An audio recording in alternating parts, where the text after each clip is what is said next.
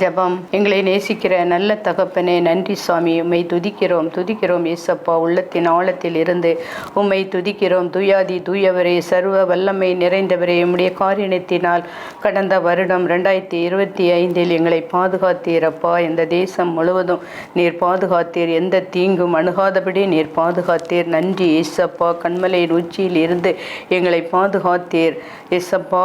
இந்த புதிய வருடத்திலும் 2026ஆம் ஆண்டிலும் காண கிருபை கொடுத்திருக்கிறீர். எத்தனையோ பேர் மறைந்து இருக்கிறாங்க ஏசப்பா. எங்களை உமது செட்டின் கீழ் மறைத்து பாதுகாத்தீர். மழை வெள்ளத்தில் இருந்து உமது ஜனங்களை பாதுகாத்தீர். நன்றி சுவாமி. கொடான கொடி நன்றி அப்பா. இந்த புதிய வருடத்தில் எங்களுக்கு ஜனத்திற்கு புதிய கிருபை, புது அற்புதம், அதிசயங்களை காண செய்ய போகிறதற்காக நன்றி சுவாமி. உமது ஜனத்தை பாதுகாத்து கொள்ளுங்க, ஆசீர்வதிங்க ஏசப்பா. அநேக ஜனங்கள் உள்ளூர் வெளியூர்களில் இருந்து உம்முடைய பிறப்பின் பண்டிகைக்கு வந்துவிட்டு அவங்க இருப்பிடத்திற்கு போகும் பொழுது அவர்களை உம்முடைய பாதுகாப்பின் வளையத்துக்குள் அவர்களை பாதுகாத்து கொள்ளுங்க ஏசப்பா. இன்னும் தகப்பனே, இந்த JTK TV தகப்பனே, இந்த 2026ஆம் வருடம் புது வருடத்தில் புது நன்மைகள், புது கிருபைகள் ஆண்டவரே கொடுக்க நீங்கள் கிருபை பாராட்டுங்க ஏசப்பா. எல்லாரையும் நீங்கள் பரிசுத்தப்படுத்தி பாதுகாத்து கொள்ளுங்க ஏசப்பா. இன்னும் தகப்பனே, இந்த டிவியில் நிகழ்ச்சியில் பேசுகிற ஒவ்வொருவரையும் நீங்கள் பாதுகாத்து கொள்ளுங்க ஏசப்பா. அதன் மூலம் அநேக ரட்சிக்கப்படணும் ஏசப்பா. உம்முடைய பக்கம் திரும்பணும். ஜனங்கள் ரட்சிக்கப்பட்டு தேசத்துக்கு ஒரு ஆசீர்வாதத்தையும் சமாதானத்தையும் இந்த புது வருடத்தில் நீங்கள் கொடுக்க போவதற்காக நன்றி ஏசப்பா. நன்றியோடு உம்மை ஸ்தோத்திரிக்கிறோம் ஏசப்பா. டிவியில் பேசுகிற என்னை மறைத்து நீங்கள் பேசுங்க. எல்லா துதிகன மகிமை உமக்கே செலுத்துகிறேன் இயேசுவின் நாமத்தினால். ஆமேன் ஆமேன். கர்த்தரும் இரட்சகரும் ஆகிய இயேசு கிறிஸ்துவின் இனிதான நாமத்தினால் அன்பின் வாழ்த்துக்கள். JTK TV அனைவருக்கும் என் அன்பின் ஸ்தோத்திரங்கள். கர்த்தர் நல்லவர், அவர் கிருபை என்றும் உள்ளது. இந்த 2026ஆம் வருடத்தை காண செய்த என் தேவாதி தேவனுக்கு கோடான கோடி ஸ்தோத்திரம்.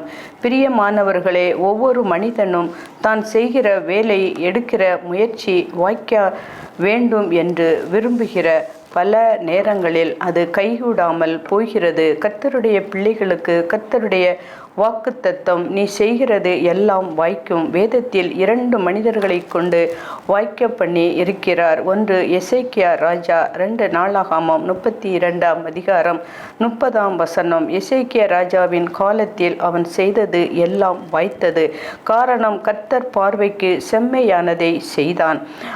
ஆலயத்தை பழுது பார்த்து ஆலய வாஞ்சையோடு செயல்பட்டான். ஆலயத்திற்கு என்று மனப்பூர்வமாய் கொடுத்தான். 1 நாளாகமம் 31ஆம் அதிகாரம் 10ஆம் வசனம். இரண்டாவதாக தானியேல் 6ஆம் அதிகாரம் 28ஆம் வசனத்தில் தானியேலின் காரியம் ஜெயமாக இருந்தது, எல்லாம் வாய்த்தது. காரணம், ஆண்டவரை பின்பற்றுவதில் உறுதியாய் இருந்தான், தீர்மானம் எடுத்தான், உண்மை உள்ளவனாகவும் உறுதியாய் இருந்தான். எந்த தீர்மானத்திலும் உண்மையோடு இருந்தான்.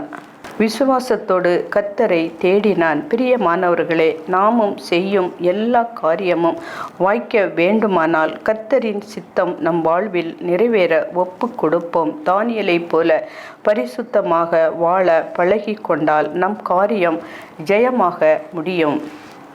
தேடுவேன் நான், எங்கே தேடுவேன், எங்கே தேடுவேன் நான், எங்கே தேடுவேன் என் நேசரேசுவை நான், எங்கே தேடுவேன் என் நேசரேசுவை நான், எங்கே தேடுவேன். உன்னத ராஜனே ஆயன் உத்தம நேசரே, உன்னத ராஜனே ஆயன் உத்தம நேசரே, உன்னத அன்பாலே ஆயன் உள்ளம் உருகுதே, உன்னத அன்பாலே ஆயன் உள்ளம் உருகுதே.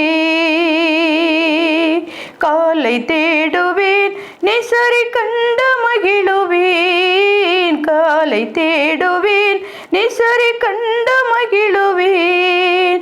கருத்தை பாடுவேன் நேசரின் காதல் நாடுவேன், கருத்தை பாடுவேன் நேசரின் காதல் நாடுவேன்.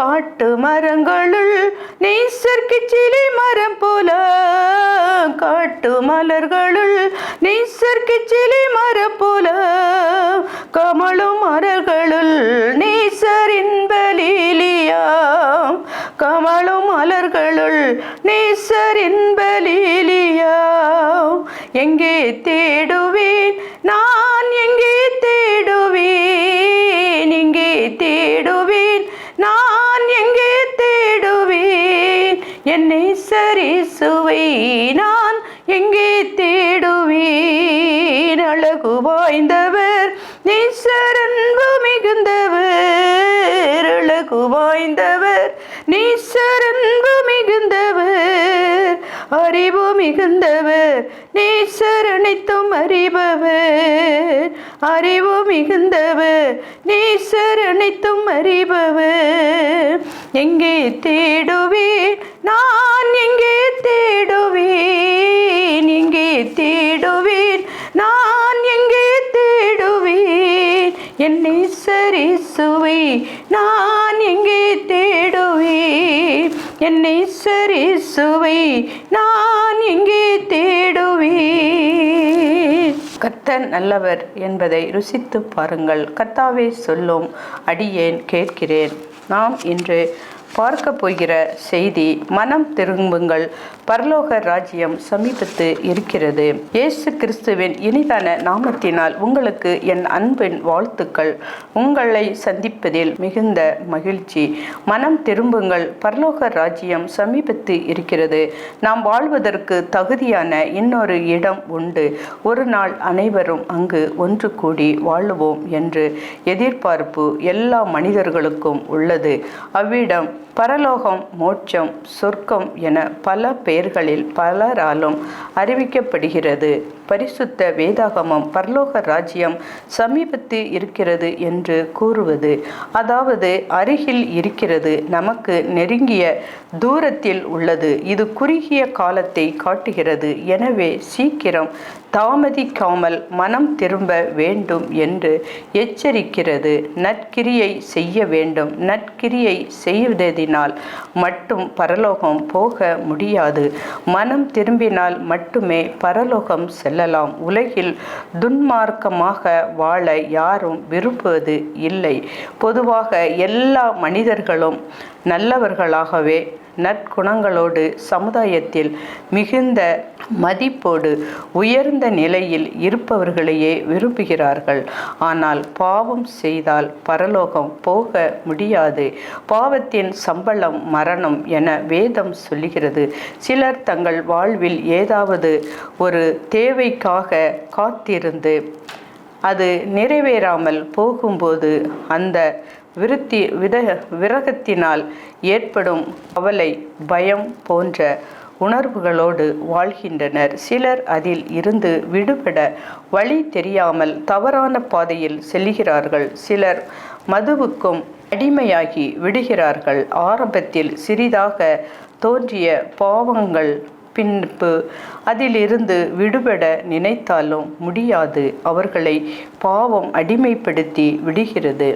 பாவத்தில் இருந்து விடுபட வெளியேற வர நினைக்கிறேன், என்னால் முடியவில்லை என்று பலர் கூறுவதை கேட்கலாம். இப்படிப்பட்டவர்கள் மனம் திரும்பி மகிழ்ச்சியாக வாழ வேண்டும் என்று இயேசு விரும்புகிறார். பாவிகள் தங்களுடைய பாவத்திலே வாழ்வது இயேசுவுக்கு விருப்பம் அல்ல. அவர்கள் மனம் திரும்பி வாழ வேண்டும். மனிதன் தன் சுய முயற்சியால் பாவத்தில் இருந்து விடுபட முடியாது.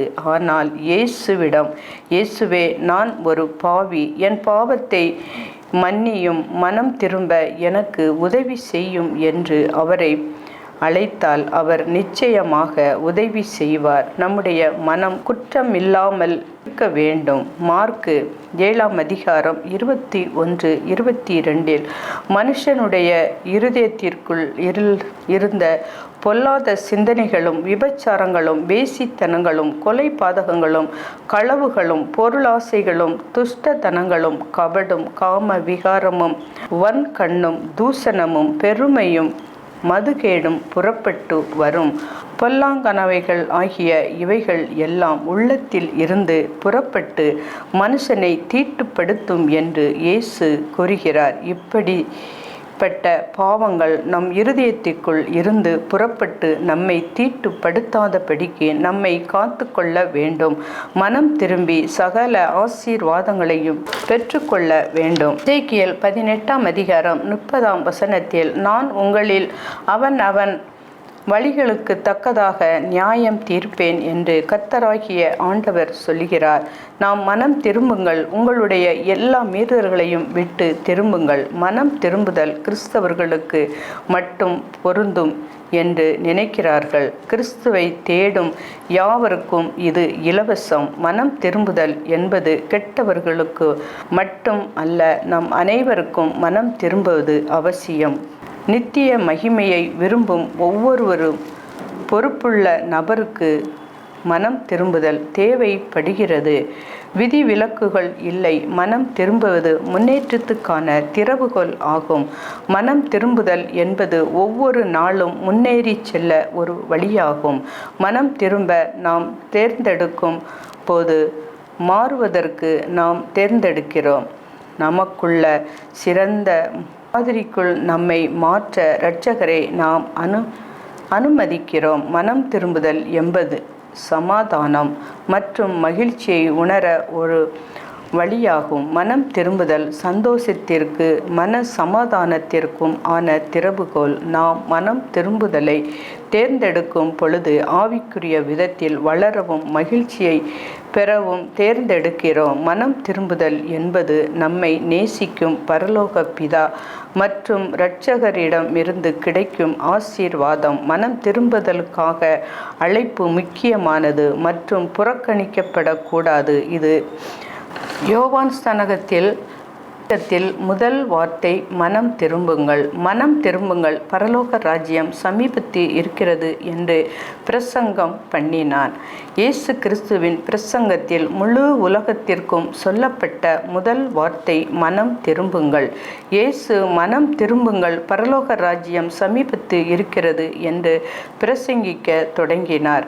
12 சீஷர்கள் பிரசங்க ஊழியத்தின் முதல் பிரசங்கம் மனம் திரும்புதல். மார்க்கு 6ஆம் அதிகாரம் 12இல் அவர்கள் புறப்பட்டு போய் மனம் திரும்புங்கள் என்று பிரசங்கித்தது. உயிர்த்தெழுந்த கர்த்தர் முதல் பிரசங்கிக்க கட்டளையிட்டது மனம் திரும்புதல். இயேசு தனது உயிர்த்தெழுந்தலுக்கு பிறகு தனது சீடர்களுக்கு வழங்கிய பிரசங்கம் முதல் வார்த்தை மனம் திரும்புதல். அன்றியும் மனம் திரும்புதலும் பாவ மன்னிப்பும் எருசலேம் தொடங்கி சகல தேசத்தாருக்கும் அவருடைய நாமத்தினாலே பிரசங்கிக்கப்படும்.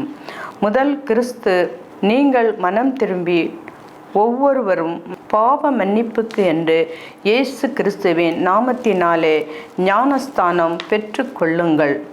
மனம் திரும்ப முதலில் செய்ய வேண்டியது தேவனுக்கு கீழ்ப்படிந்து இருங்கள், பிசாசுக்கு எதிர்த்து நில்லுங்கள். மனம் திரும்புதல் என்றால் வாழ்க்கையில் தேவனை அவமதிக்கும் ஒவ்வொரு விஷயத்தையும் விட்டுவிட வேண்டும். இதுதான் மனம் திரும்புதல் எனப்படும். பலர் மனம் திரும்புதல் என்கிற வார்த்தையை பாவத்தில் இருந்து திரும்புதல் என்று அர்த்தப்படுத்துகிறார்கள். இது மனம் திரும்புதலுக்கான வேதாகமம் அல்ல. வேதாகமத்தில் மனம் திரும்புதல் என்னும் வார்த்தை ஒருவரது மனதை மாற்றுவதாகும். உண்மையாகவே மனம் திரும்புதல் செயல்களில் மாற்றத்தை ஏற்படுத்தும் என்று வேதாகமம் சொல்லுகிறது. பூமியில் உள்ளவற்றை தேடுவதில் இருந்து மட்டும் மனம் திரும்புவது அல்லாமல் எல்லாவற்றிற்கும் மேலாக பாவத்தில் இருந்து மனம் திரும்ப வேண்டும். பாவத்தை மேற்கொள்ள பரிசுத்த ஆவியானவர் நமக்குள் வந்து உதவி செய்வார். மனம் திரும்ப உண்மையில் சில ஆண்டுகள் ஆகலாம், ஆனால் அது ஒரு பொருட்டல்ல. நாம் மனம் எப்பொழுதும் நம் பழைய வாழ்க்கை முறையிலிருந்து மனம் திரும்புதலுடன் இருப்பதை உறுதிப்படுத்தி கொள்ளும். மனம் திரும்பி இயேசு கிறிஸ்துவின் மீது விசுவாசம் வைப்பதின் மூலம்தான் நாம் இயேசு கிறிஸ்து ஜீவிய ஓட்டத்தில் கிறிஸ்தவ வாழ்க்கை ஒரு ஓட்டப்பந்தயம் போன்றது என்றும் மனம் திரும்பி இருந்தால் மட்டுமே நாம் ஆரம்ப கோட்டிற்கு வர முடியும் என்று கூறுகிறது. மனம் திரும்புதல் மற்றும் பாவத்தில் இருந்து திரும்புதல் என்று செய்திதான் இன்றைய கிறிஸ்தவ உலகத்தில் மிக அவசியமான தேவையான செய்தியாகும். தேவனிடத்திற்கு மனம் திரும்ப வேண்டும். செழிப்பு மற்றும் சரீர சுகத்தை நோக்கி திரும்புவதல்ல. மனம் திரும்புதல் என்பது வியாதியில் இருந்து விலகி சுகத்திற்கு நேராய் திரும்புவது அல்ல. நான் வறுமையில் இருந்து திரும்பி செழிப்புக்கு நேராய் மனம் மாறவில்லை. அது இன்று பிரசங்கிக்கப்படும். ஆனால் இந்த வசனம் சொல்லுகிறது என்னவென்றால், வாழ்க்கையில் தேவனுக்கு எதிராக இருந்த எல்லாவற்றிலும் இருந்து நாம் தேவனை நோக்கி மனம் திரும்பி நம்முடைய கர்த்தராகிய இயேசு கிறிஸ்துவில் விசுவாசம் வைத்திருக்கிறேன் என்று கூறுவதாகும். மனம் திரும்புவது எப்படி என்றால், தேவனிடம் இருந்து வரும் ஈவாக இருக்கிறது. நாம் மரத்திலே கொலை செய்த இயேசுவை நம்முடைய பிதாக்களின் தேவன் எழும்பி மனம் திரும்புதலையும் பாவ மன்னிப்பையும் அவரை அதிபதியாகவும் இரட்சராகவும் நமது வலது கரத்தினாலே உயர்த்தினார். மனம் திரும்புதலும் பாவ மன்னிப்பும் தேவனிடம் இருந்து வரும் ஈவுக்குள்ளாக இருக்கின்றன. அவரை குமாரனாகிய இயேசு கிறிஸ்து என்னும் நபரில் இருக்கிறான். மனம் திரும்புதல் பாவ மன்னிப்பு என்றும் ஈவுகளை பெற்றுக்கொள்ள வேண்டுமல்ல. யாரிடமும் அந்த ஈவுகள் இருக்கின்றனவோ அவரை ஏற்றுக்கொள்ள வேண்டும். இயேசுவானவரை நம் இருதயத்திலும் வாழ்க்கையிலும் ஏற்றுக்கொள்ளும் பொழுது பாவத்தை குறித்து தேவனுக்கு ஏற்ற துக்கம் பின்பு மனஸ்தாபப்படுவதற்கு இடமில்லாமல் இரட்சிப்புக்கு ஏதுவான மனம் திரும்புதலை உண்டாக்குகிறது. லௌகீக துக்கமோ மரணத்தை உண்டாக்குகிறது. நாம் நம் பாவத்தை குறித்து நினைக்கும் போது குற்ற உணர்வையும் வெட்கப்படத்தக்க உணர்வையும் அடைகிறீர்கள். உங்கள் பாவத்துக்காக நீங்கள் வருத்தத்தையும் துக்கத்தையும் அடைகிறீர்கள். இது தேவனுக்கு ஏற்ற துக்கம் மட்டுமே மனம் திரும்புதலை உண்டாக்குகிறது. நாம் ஒவ்வொருவருக்கும் 2 சந்திப்புகள் உள்ளன. ஒன்று நமது மரண நாள், மற்றொன்று நமது நியாய தீர்ப்பு நாள். இதற்காக நாம் அனைவரும் நம்மை தயார்படுத்தி கொள்ள வேண்டும். ஏனென்றால் மரணத்திற்கு பிறகு நமக்கு இந்த 2 சந்திப்பு உள்ளது. ஏனென்றால் சரீரத்தில் ஒவ்வொருவருக்கும் செய்த நன்மைக்கோ தீமைக்கோ தக்க பலனை பெரும்படிக்கு நாம் அனைவரும் கிறிஸ்துவின் நியாயசனத்திற்கு முன்பாக வெளிப்பட வேண்டும். உண்மையான மனம் திரும்புதல் நம் வாழ்க்கையை மாற்றும். இன்று வரை நாம் என்ன வாழ்ந்தாலும், நம் கடந்த காலம் எப்படி இருந்தாலும், நாம் செய்த பாவங்கள் அல்லது நம்மை தடுத்து நிறுத்தும் தீமைகள் எதுவாக இருந்தாலும், நாம் எப்படிப்பட்ட வாழ்க்கை வாழ்ந்தோம் அல்லது இன்றும் வாழ்கிறோம் என்பது முக்கியமல்ல. நாம் உண்மையிலே மனம் திரும்பினால் கர்த்தர் நம் நிகழ்காலத்தை ஆசீர்வதித்து நம் எதிர்காலத்தை மாற்றுவார். தேவனுடைய ராஜ்யத்தில் பிரவேசிப்பதற்கான முதல் படி மனம் திரும்புதல். கிறிஸ்தவ வாழ்க்கையில் எல்லாவற்றிற்கும் தீர்வு மனம் திரும்புதல். மனம் திரும்புதல் உடல் ரீதியான சுகத்தை உண்டாக்குகிறது. இஸ்ரவேல் ராஜாக்களில் ஒருவரான எசேக்கியா தீர்க்கதரிசி மூலம் ஒரு முறை பயங்கரமான செய்தியை பெற்றார். தேவன் அந்த தீர்க்கதரிசியை ராஜாவிடம் அனுப்பி, நீ சாகப் போகிறாய், நீ குணமடைய மாட்டாய், உன் வீட்டை ஒழுங்குபடுத்து என்று சொன்னார். ஏசாயா 38:1 அவர் இறந்ததாக ஒரு செய்தியை பெற்றார். இருப்பினும் எசேக்கியா மனம் திரும்பி அழுகிறார், தன்னை தாழ்த்துகிறார். கர்த்தர் அவரை குணப்படுத்தி அவருக்கு மேலும் 15 ஆண்டுகள் ஆயுளை கொடுக்கிறார். மனம் திரும்புதல் குணமாக்குகிறது. மனம் திரும்புதல் ஒரு நகரத்தை அழிவிலிருந்து காப்பாற்றுகிறது. யோனா 1:4 நினிவே என்ற அவர்களின் துன்மார்க்கத்திற்காக தேவனால் அழிக்கப்பட்ட இருந்த நகரம் அழிக்கப்பட இருப்பதாக எச்சரிக்கை. யோனா தீர்க்கதரிசி தேவனால் அனுப்பப்பட்டார். ஆனால் இதை கேட்டதும் மக்கள் தங்களை தாழ்த்தி கொண்டனர். அவர்கள் தங்கள் பாவங்களுக்காக மனம் திரும்பினார்கள். என்ன நடந்தது? தேவன் தனது மனதை மாற்றிக்கொண்டார். நகரத்தை அழிக்கவில்லை. மனம் திரும்புதல் கடவுளின் பாதுகாப்பு உருவாக்குகிறது. மனம் திரும்புதல் மக்களை மாற்றுகிறது. அப்போஸ்தலனாகிய பவுல் அப்போஸ்தலராக இருப்பதற்கு முன்பு கிறிஸ்து துன்புறுத்தப்படுவார். ஆனால் ஒரு நாள் அவர் கர்த்தராகிய இயேசுவை சந்தித்து ஆழ்ந்த மனம் திரும்புதலை பெற்று துன்புறுத்தப்பட்டவரிடம் இருந்து இயேசுவின் சீடராக மாறப்பட்டார். மனம் திரும்புதல் நம்மை ஒரு சிறந்த இயேசுவின் சீடராக மாற்றுகிறது. மனம் திரும்புதல் நம் எதிர்காலத்தை மாற்றும். மனம் திரும்புதல் நம் வாழ்க்கையின் விதியை மாற்றும். மிக முக்கியமான விஷயம் என்னவென்றால், மனம் திரும்புதல் பரலோக ராஜ்யத்தில் நுழைவதை உறுதி செய்கிறது. உண்மையான மனம் திரும்புதல் நம் இரட்சிப்பில் உறுதியாய் இருக்கிறது. மனம் திரும்பாமல் போனால் கெட்டு போவீர்கள். லூக்கா 13:5 நீங்கள் மனம் திரும்பாமல் போனால் எல்லாரும் அப்படியே கெட்டு போவீர்கள் என்று சொல்லுகிறார் இயேசு. மனம் திரும்புதல் என்பது பரலோக ராஜ்யத்தை அடைவதற்கான ஒரு செயலாகும். நாம் நமது பாவத்தை விட்டு விலகாத வரை பரலோக ராஜ்யத்திற்கு வர முடியாது. ஒருவன் பாவத்தின் பிடியில் இருக்கும் வரை மனம் திரும்புவது இல்லை. பாவத்தின் சம்பளம் மரணம். அதைத்தான் கர்த்தர் மனம் திரும்பாமல் போனால் எல்லாரும் அப்படியே கெட்டு போவீர்கள் என்று கூறுகிறார். மனம் திரும்புதல் என்பது நற்செய்தியின் அடித்தளம். பாவம் செய்தோம் என்பதை ஒப்புக்கொள்ள வேண்டும். நாம் உண்மையில் பாவம் செய்தோம் என்பதை ஒப்புக்கொள்ளும் வரை இயேசுவினால் நம்மை நம் பாவங்களிலிருந்து காப்பாற்ற முடியாது, காப்பாற்றவும் மாட்டார். மனம் திரும்புதல் என்றால் பாவத்தை பற்றிய நம் எண்ணத்தை மாற்றி வேறு வழியில் மனம் திரும்புவதாகும். இது பாவத்திற்கு ஒரு மனம் திரும்புதலும் பாவத்திலிருந்து திரும்புதலும் இரட்சிப்பின் நற்செய்திக்கு மிக அவசியம்.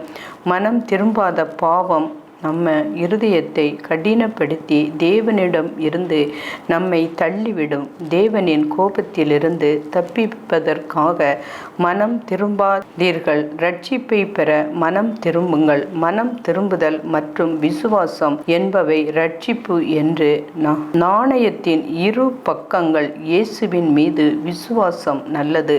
உங்களுக்கு விசுவாசம் இருக்கும் போது மனம் திரும்புதல் பொருந்தாது என்று நினைக்காதீர்கள். மத வழக்கத்திற்காக மனம் திரும்புதலை ஒரு மத வழக்கமாக செய்யாதீர்கள். உங்கள் இருதயங்களில் இருந்து மனம் திரும்புங்கள். உங்களை அது தேவனிடத்திற்கு திரும்பச் செய்யும். மனம் திரும்புதல் அனைவருக்கும் ஆனது. கிறிஸ்தவர்கள் மற்றும் கிறிஸ்தவர்கள் அல்லாதவர்கள், கிறிஸ்தவர்கள் தூய்மையானவர்கள், கிறிஸ்தவர்களுக்கு மனம் திரும்புதல் தேவையில்லை என்பது சாத்தான் அவர்களிடம் சொல்லி ஒரு பொய். மனம் திரும்புதல் என்பது பாவிகள் அனைவருக்குமானது. நீங்கள் கிறிஸ்தவராக இருந்தாலும் இல்லாவிட்டாலும் பரவாயில்லை, மனம் திரும்புங்கள். மனம் திரும்புதல் பெரிய பாவத்திற்கு மட்டுமா அல்லது சிறிய பாவத்திற்குமா? சாத்தான் நம்மிடம் பொய் சொல்லி நம் பாவங்களை சிறிய பாவம் பெரிய பாவம் என்று மற்றவர்களுடன் ஒப்பிட வைக்கிறான். தேவன் பார்வையில் பாவம் என்றால் பாவம் பெரிய பாவம் சிறிய பாவம் என்றெல்லாம் இல்லை. பரிசுத்தமானவன் இன்னும் பரிசுத்தமாகட்டும் என்று கர்த்தர் சொல்வது போல் நாம் எல்லா பாவங்களுக்காகவும் மனம் திரும்ப வேண்டும். மேலோட்டமாக மனம் திரும்பாதீர்கள். ஆண்டவர் உங்களுக்கு காட்டிய அனைத்து பாவங்களின் பட்டியலோடு விளக்கமாக அவரிடம் வந்து ஒப்புக்கொள்ளுங்கள்.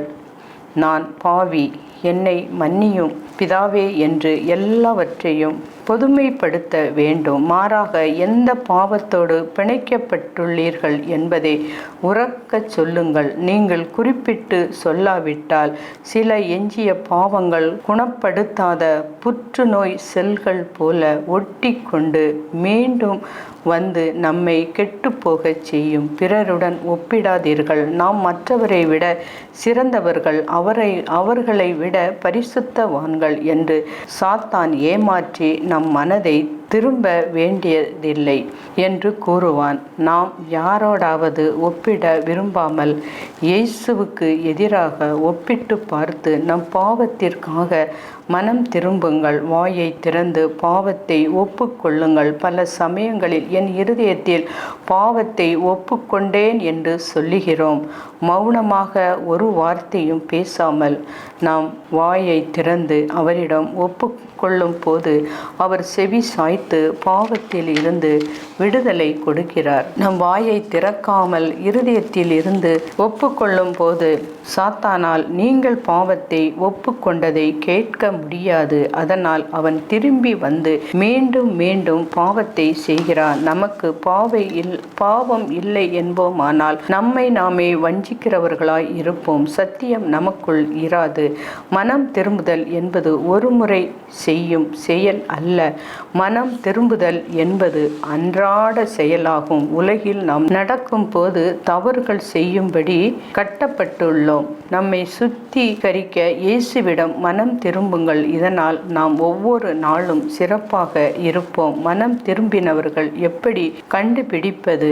லூக்கா 3:8 மனம் திரும்புதலுக்கு ஏற்ற கனி கொடுக்கிறவர்களாக காணப்படுவார்கள். அதுபோல மனம் திரும்புதலுக்கு ஏற்ற கிரியைகளையும் செய்வார்கள். சகேவு இயேசுவை பார்க்கும்படி அத்தி மரத்தில் ஏறி மறைந்து இருந்தான். இயேசு அந்த இடத்தில் வந்தபோது அண்ணாந்து பார்த்து அவனை கண்டு, சகேவே, நீ சீக்கிரமாய் இறங்கி வா, இன்றைக்கு நான் உன் வீட்டில் தங்க வேண்டும் என்றார். அவன் சீக்கிரமாய் இறங்கி சந்தோஷத்தோடே இயேசுவை அழைத்து கொண்டு போனான். சகேவு கர்த்தரை நோக்கி, ஆண்டவரே, என் ஆஸ்திகளில் பாதியை ஏழைகளுக்கு கொடுக்கிறேன். நான் ஒருவனிடத்தில் எதையாகிலும் அநியாயமாய் வாங்கினது உண்டானால் நாளத்தனையாக திருப்பி செலுத்துகிறேன் என்றான். இயேசு அவனை நோக்கி, இன்றைக்கு இந்த வீட்டிற்கு ரட்சிப்பு வந்தது. இவனும் ஆபிரகாமுக்கு குமாரனாய் இருக்கிறான் என்றார். அவன் அநியாயமாய் சம்பாதித்த எல்லாவற்றையும் ஏழைகளுக்கு கொடுத்து விடும்படிக்கு தீர்மானித்தான். அது அவனுக்குள் ஏற்பட்ட மெய் மனம் திரும்புதலை காட்டுகிறது. ஆகையால் இரட்சிப்பை சுதந்தரித்தான்.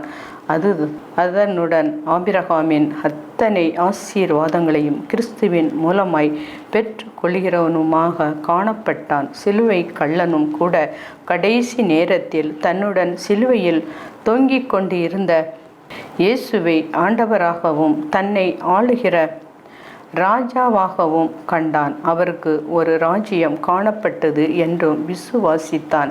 ஆகையால், ஆண்டவரே, நீர் உம்முடைய ராஜ்யத்தில் வரும்பொழுது அடியேனை நினைத்தருளும் என்று வேண்டுதல் செய்தான். இயேசு அவனை நோக்கி, இன்றைக்கு நீ என்னுடனே கூட பரதீசில் இருப்பாய் என்று மெய்யாகவே உனக்கு சொல்லுகிறேன் என்றார். அவனுடைய வாழ்க்கையின் கடைசி நிமிடங்களில் கிடைத்த தருணத்தை பயன்படுத்தி கொண்டான். தேவனுடைய ராஜ்யத்தையும் சுதந்தரித்து கொண்டான். இந்நாட்களில் மனம் திரும்பினேன் என்று சொல்லுகிற கிறிஸ்தவர்களை பார்க்கும் பொழுது அவர்களுக்குள் மனம் திரும்புதலுக்கு ஏற்ற கனிகளையும் அதற்குரிய கிரியைகளையும் பார்ப்பது கடினமாக காணப்படுகிறது. மனம் திரும்பினேன் என்று சொல்லியும் பழைய கசப்புகளையும் மேட்டிமைகளையும் வைராக்கியங்களையும் மாமிச கிரியைகளையும் காணப்படுகிறது. லஞ்சங்கள் வாங்குகிறதும் நீதியை புரட்டுவதும் வாங்கின கடனை கொடுக்காமல் இருப்பதும் தகுதியாய் இராது காரியங்களில் தலையிடுவதும் கர்த்தருடைய ஜனங்களுக்குள் காணப்படுகிறது. மனம் திரும்பினேன் என்று கூறியும் அதற்கு அடையாளமாக பாவங்கள் கழுவப்படுவதற்கு ஞானஸ்தானத்தையும் எடுத்த பின்பும் வாழ்க்கை முறைகளில் மாற்றத்தை பார்க்க முடியவில்லை.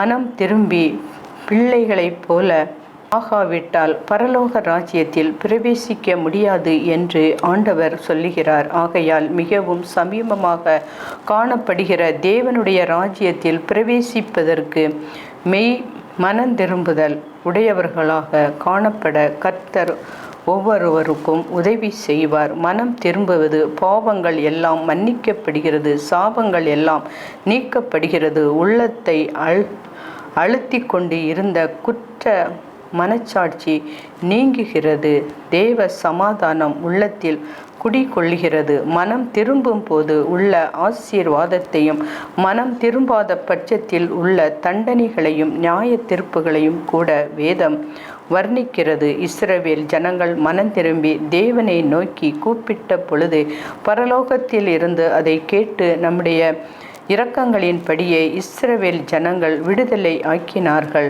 நினிவே பட்டணத்தார் மனம் திரும்பி உபவாசம் பண்ணி ரெட்டுடுத்தி சாம்பலிலே அமர்ந்து தங்கள் பாவங்களுக்காக துக்கித்த போது கர்த்தர் செய்ய இருந்த தீங்கை செய்யாமல் இருந்துவிட்டார். கர்த்தர் மனம் திரும்புதல் என்ற பாக்கியத்தை பூமியிலே வைக்காமல் இருந்திருந்தால் யாராலும் இந்த உலகத்தில் நிலை நிற்கவே முடியாது. நம்முடைய எல்லா பாவங்களுக்காகவும் தண்டனையையும் நம்மேல் அமர பண்ணினால் யார் அதை சகிக்கக்கூடும்? ஆகவேதான் நம்முடைய பாவங்களுக்காக தண்டனைகளை இயேசு கிறிஸ்து தாமே சிலுவையில் சுமந்து பாவ மன்னிப்பின் நிச்சயத்தை நமக்கு தந்தருளினார். மனம் திரும்பி எப்பொழுதும் கனி கொடுப்பீர்களாக.